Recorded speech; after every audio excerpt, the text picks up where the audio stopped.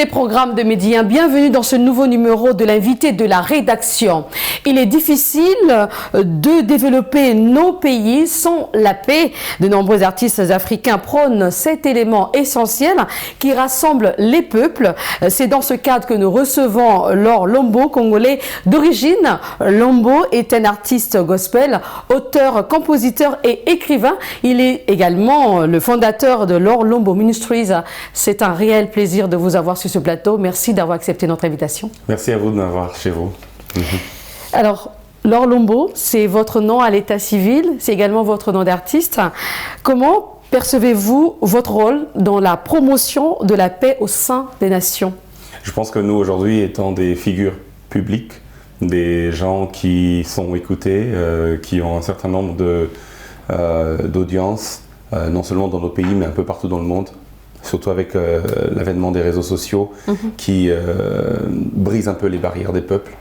Nous avons le devoir et la responsabilité justement de promouvoir des messages, non pas de haine mais de paix, afin que les nations se mettent ensemble pour construire un bel avenir pour tous nos peuples. Et c'est ce que nous faisons. C'est ce que nous faisons au travers de nos chansons, au travers de quelques actions dont nous allons certainement parler. C'est ce que nous faisons même sur les plateformes où les gens nous suivent, où les gens sont abonnés à nous. Donc voilà, c'est un rôle que nous prenons très au sérieux. Très bien. Je disais tout à l'heure, à l'entame de mes propos, vous êtes congolais de la République démocratique du Congo. Et malgré les efforts du gouvernement, la question sécuritaire au nord-est du pays est préoccupante. Et donc, pour faire face à cette situation, au moins 50 artistes gospel ont organisé des campagnes de sensibilisation. Et dites-nous, qu'est-ce que vous avez mis en place concrètement? Est-ce qu'aujourd'hui, votre cri a été entendu? Je pense que nous faisons notre part. Après, nous n'avons pas tous les pouvoirs non plus, mais nous avons mis en place une sorte d'organisation que nous avions appelée à l'époque Congo Uni, où justement plusieurs artistes sont venus et ont porté leur voix, ont donné leur voix afin de faire passer le message. Bon, est-ce que cette organisation a porté des fruits? Je pense que le message a été entendu. Il a été entendu dans toutes les langues, il a été entendu partout chez nous au Congo en particulier. Et il y a eu aussi quelques campagnes qui ont été faites dans différentes provinces. Nous sommes allés pour certains jusque dans les zones à conflit.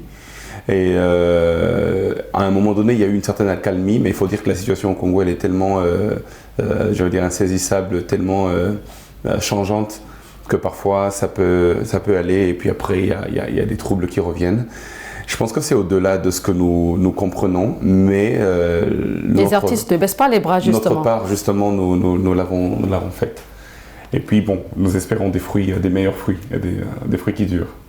Très bien. Alors selon vous, quel rôle pourraient jouer les artistes comme vous justement pour la promotion de l'amour et de la paix, surtout face aux conflits notés dans les différentes régions du continent africain? Moi je pense que chaque artiste qui a surtout une voix est un leader déjà, un leader d'opinion, et en tant que leader nous devons savoir que la plus grande force du leadership c'est l'influence. Et donc pour nous, je pense que pour moi en particulier, avec les messages que nous portons, le contenu sur tous ces messages-là, qu'ils soient de nature à réunir les peuples, à unir les peuples. Et je pense que puisqu'il y a des gens qui nous suivent, forcément, ça pourra porter des fruits déjà au niveau local, ensuite au niveau national et pourquoi pas aussi au niveau international. Et donc moi, c'est ce que je m'inscris à faire dans toutes les casquettes que je porte en tant qu'écrivain, en tant que chantre, en tant que prédicateur. Dans toutes ces casquettes-là, c'est ce que je m'inscris à faire. Je peux demander aux gens de faire un tour peut-être sur nos plateformes et ils comprendront la portée de notre message. Vous l'avez dit, hein, vous êtes écrivain, prédicateur, auteur, compositeur et vous avez composé beaucoup de chansons, je dirais. Vous êtes également entrepreneur, c'est bien cela. Alors comment parvenez-vous à travailler, à être productif, je dirais, dans tous ces secteurs d'activité?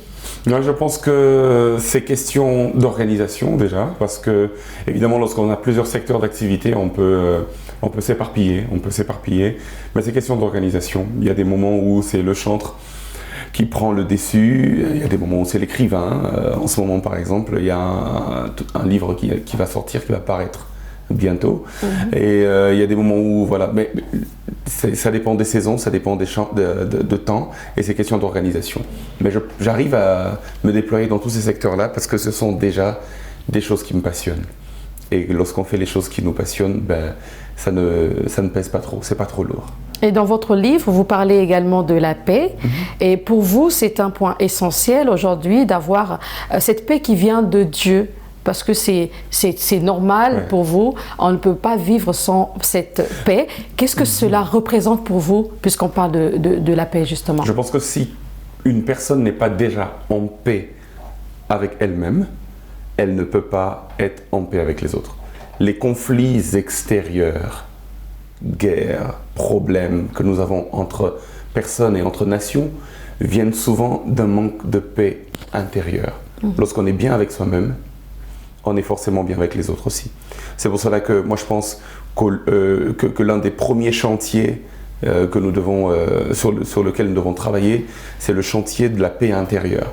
Et je pense que si chacun d'entre nous est en paix avec lui-même, la paix avec les autres, la paix entre nations sera aussi possible. Et votre dernier livre, le titre c'est le fruit de mes pensées, c'est une compilation de vos pensées. Quel est le message central de cet ouvrage?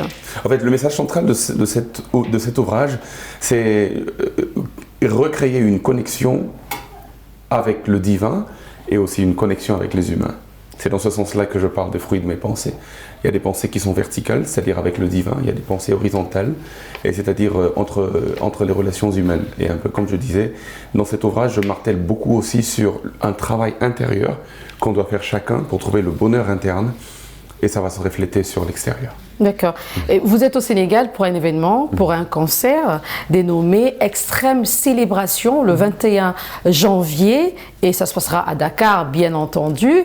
Dites-nous pourquoi le choix de ce thème, Extrême Célébration? Dans ma casquette de chantre ou d'adorateur, lorsque nous lisons la parole, j'ai comme mission justement de célébrer Dieu, que ce soit par mes danses, que ce soit par mes chants, que ce soit par mes poèmes. Donc voilà, nous avons la mission de célébrer Dieu. Extrême, pourquoi? Parce que je pense que lorsqu'il faut célébrer Dieu, il faut pas trop calculer, il ne faut pas être dans la mesure. Il faut être excellent. S'il y a un point sur lequel on peut exagérer, c'est le point de la célébration de Dieu. C'est pour cela que nous faisons une célébration extrême. Extrême dans l'excellence, extrême dans la joie, extrême dans l'énergie, extrême dans la beauté, dans tous les domaines, quoi. D'accord. Et comment collaborez-vous justement avec des artistes qui sont ici au Sénégal dans le cadre justement de ce concert? Est-ce qu'il y aura d'autres artistes gospel du Sénégal? Il y a plein d'artistes du Sénégal qui vont être avec nous, entre autres le chant de Bernard Sissa, qui est une figure publique très très connue d'ailleurs, ici dans le milieu gospel en particulier, et il est sénégalais. À part lui, il y aura aussi d'autres qui vivent et qui évoluent ici au Sénégal. Il y en a 3 pour être complet, et après il y a aussi des artistes d'ailleurs. Et dans cette unité, dans cet élan de paix entre nations, entre artistes de différentes origines, nous espérons que nos nations vont prendre exemple aussi. Très bien. Et dans quelle mesure la musique gospel peut-elle influencer les discours et les actions des dirigeants nationaux en faveur de la paix? Je pense que la musique gospel n'est pas musique gospel si elle ne traite pas des sujets que traite le gospel. Et donc je pense que l'évangile justement que nous prêchons est un évangile de paix et d'amour, aimer Dieu et aimer les autres, être bien avec les autres, ne pas faire aux autres ce que vous ne voulez pas que les autres nous fassent. Voilà, c'est ça en fait le résumé de ce que nous prêchons. Et ça se transcrit, ça se reflète même dans nos chansons. Et si nous pouvons appliquer cela à la lettre, eh bien, nos dirigeants, nos nations vivront aussi en paix à l'intérieur et même à l'extérieur. Alors vous êtes très connu en République démocratique du Congo, au Sénégal, en Côte d'Ivoire, on va dire dans le monde. Et vous avez composé plusieurs chansons, dont Emmanuel, qui aujourd'hui a atteint 19 millions de vues. Quelle est la particularité, je dirais même, de cette chanson?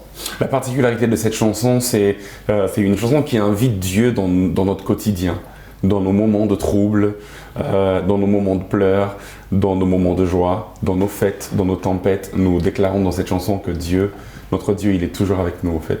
Il a dit, voici, je serai avec vous tous les jours jusqu'à la fin des temps.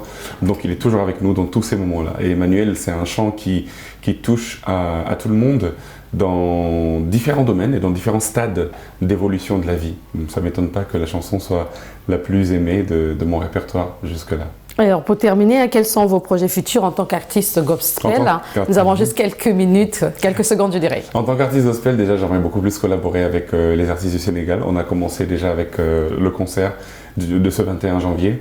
Mais après, au-delà de ce concert, il y aura plus de collaboration avec l'artiste du Sénégal parce que ça fait depuis 2015 que je vis en Sénégal et j'aime beaucoup la culture et le style musical d'ici. Donc, j'espère collaborer avec les artistes locaux. Merci beaucoup, ça a été un réel plaisir de vous recevoir sur ce plateau. Laure Lombo, vous êtes artiste gospel, auteur-compositeur, également prédicateur de l'Évangile. Merci beaucoup d'avoir répondu à nos questions. Merci à vous pour l'invitation. C'est la fin de cette émission, merci de l'avoir suivi. On se retrouve très bientôt sur Média et portez-vous bien.